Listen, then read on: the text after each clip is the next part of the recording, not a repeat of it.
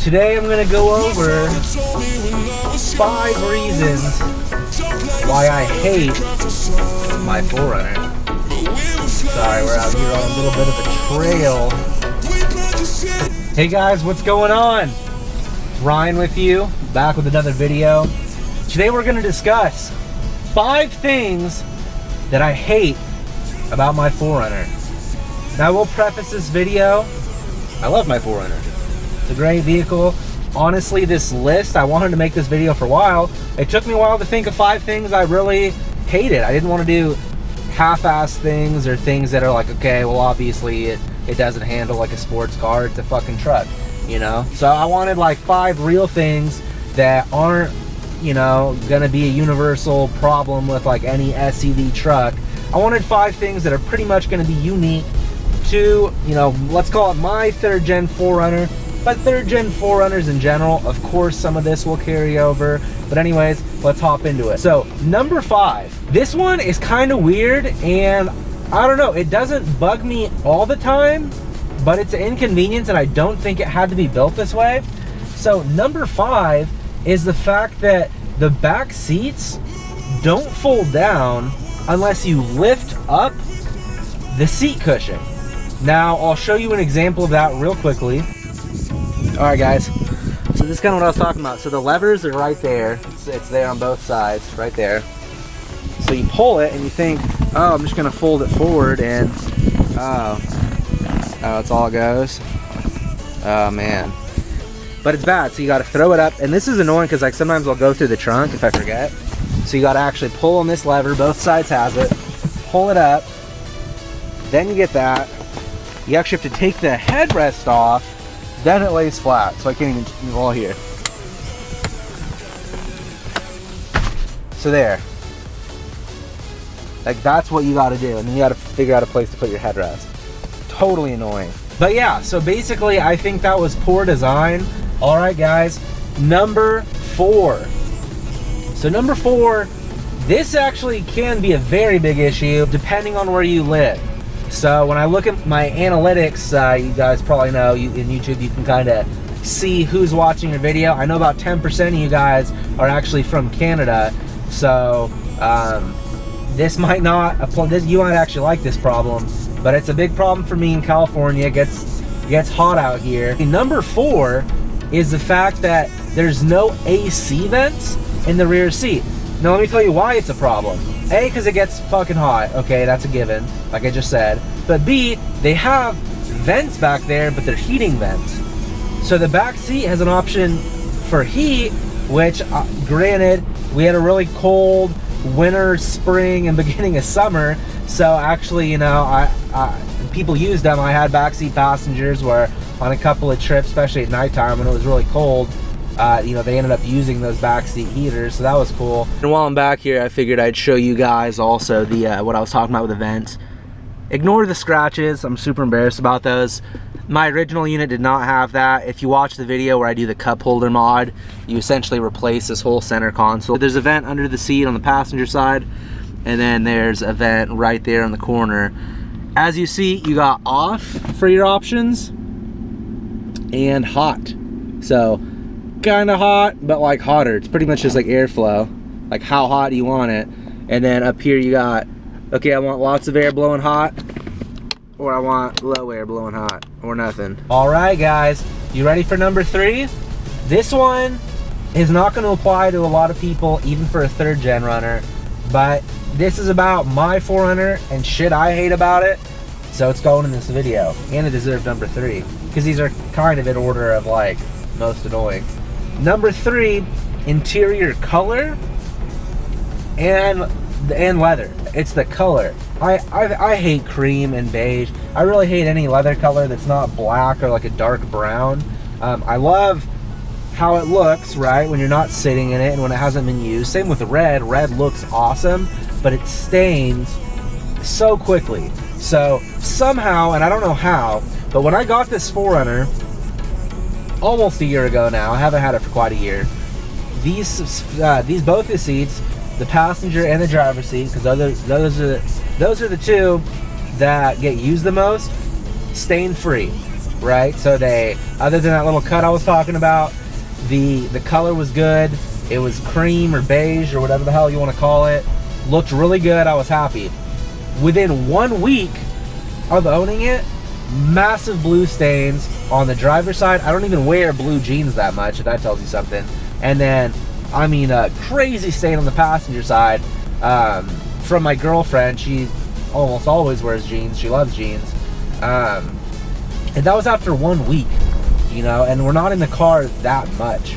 So that's unbelievable. I'm gonna go ahead and pan to it right now so you guys can see what I'm talking about.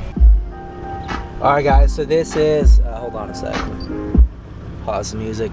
So this is what I'm talking about. Let me show you the passenger side, because this is where it's really bad. You can see it is fucked up right there. So yeah, that's ridiculous. All right, guys, we're getting close to 2 and 1. Any guesses? Number 2. The second reason why I hate my 4Runner, and again, I love my 4Runner, but this is an aspect that I fucking hate about my 4Runner, and that was a little harsh, okay? I don't hate it that much. Getting a little bit intense in here. But that thing is, can you guess it? Gas mileage.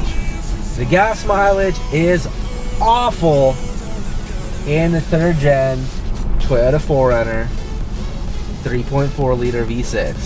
At least mine. You know what? A lot of you guys are throwing stuff in the comments that's blowing my mind. You're saying you're getting 20 to the gallon. A couple of you said you're getting more. Badass, man. I'm jealous. My last 4 tanks, I got 13 and a half, and it's not even like 0.56. It's like 13.503 miles to the gallon. Consistently on the last 4 tanks. I gotta do an oil change. I mean, I'm overdue by about, I don't know, 100 miles right now. 123 miles. That's coming. I get it. I do short trips. I don't live that far from my work. You know, I'll go get groceries not that far. My parents' house is not that far. My girl's parents' house is not that far. So very short trips. I live in a town that has shit like this going on, lots of hills. So, and there's a lot of stop signs and a lot of stop lights. So, okay, yeah, I'm probably in like the worst possible geographic area, at least how I'm driving, for gas mileage. But still, it sucks, it's annoying, and that's number 2. You knew it was coming. All right, guys, number 1. The number 1 reason why I absolutely hate my 4Runner, and I don't hate it. Like, I just keep saying that. I love this car, I really do. Man, the paint bugs me, all these little things I'm talking about bug me. But, dude, I love this 4Runner. It's been a great truck, SUV, car, whatever the hell you want to call it. It's been awesome. It's great. I love it. Get one. If you're thinking about getting one, get one. This top 5 is to let you know, hey, these are things to think about. But, like, dude, just get it. It's so worth it. I mean, if you like this kind of a vehicle. But anyways, so number 1, top reason, top problem that I have with my 4Runner actually goes with number 2 directly, and that is fuel tank capacity. So bad gas mileage, like, obviously it's annoying and it sucks, but like it's not like the money really bugs me. Gas is super cheap right now, and I'm in Northern California, so I'm close to as expensive as it's gonna be anywhere. And yeah, I mean, right now it's still like, it's like $2.60 a gallon, right? And that's, I mean, that's cheap.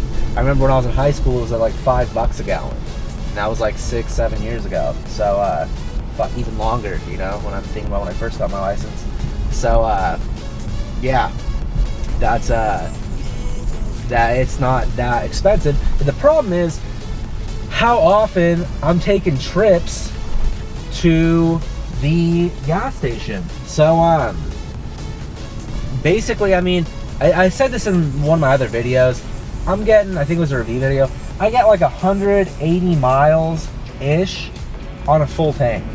Like on a full ass tank, I just filled it up. If I run it to like below E, I'm getting about 180 miles off the tank, which is shitty. I mean, again, I don't even drive that much. If I commuted, I'm sure it would bug me a lot more. But I mean, in my small little 2-town area radius that I kind of commute and live in, right? 180 miles, I mean, yeah, I can barely get through a week. Almost never do I get through a full week where I'm not refilling. It's just annoying. So that's my number one reason. A lot of people that look at these videos, right, they're kind of looking for a reason before they buy a vehicle. They're looking for reasons why they wouldn't want to. A couple things to avoid all this. One, if you're not going to be using your cargo space a lot, backseat doesn't matter, right? Two, if you don't have passengers a lot, which I'll disclaimer, I don't have backseat passengers that often, but I do.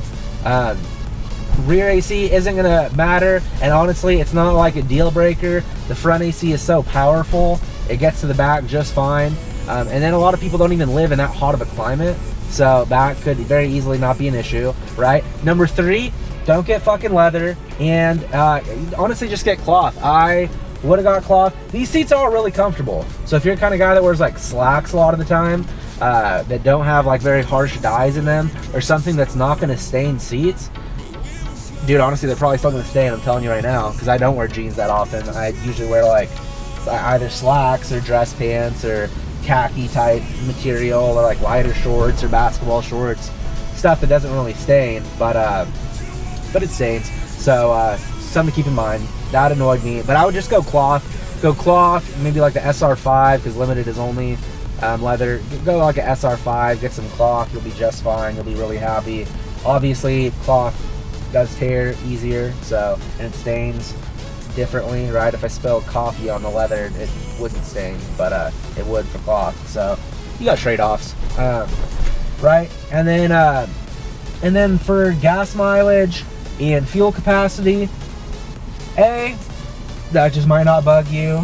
B, dude, chances are you probably live in an area that's gonna be better driving. If you're on the freeway like ever, and like if you're gonna be on the freeway like twice a week, once a week, you're on the freeway more than I am, especially if it's like a longer trip on the freeway.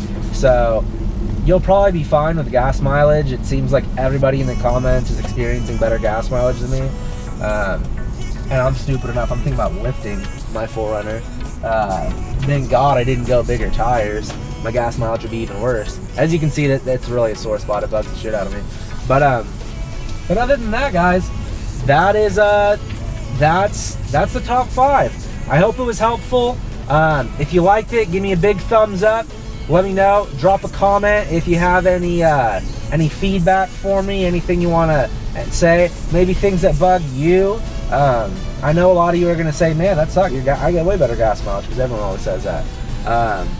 Or you're going to tell, or honestly, actually, yeah, I would really like, if you guys have recommendations for leather cleaners that actually work.